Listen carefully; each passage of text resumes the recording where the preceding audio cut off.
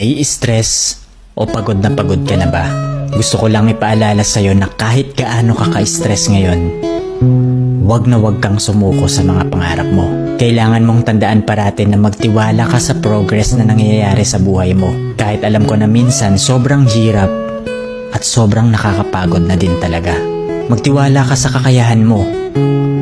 Ang dami mo nang nalagpasan na mga malalaking problema dati.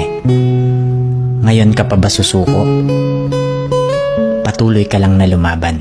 Yung pakiramdam mo ngayon na nahuhuli ka na sa buhay, siguro dahil nakikita mo yung mga kakilala mo o yung mga kaibigan mo, pakonti-konti may na-achieve na sila. Parati mong tandaan na lahat tayo ay may kanya-kanyang timeline sa buhay.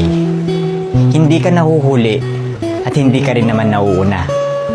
Kung nasaan ka man ngayon sa buhay mo, yan ang lesson at experience na kailangan mong pagdaanan ngayon. Lahat tayo ay may sariling kwento sa buhay na makaka-inspire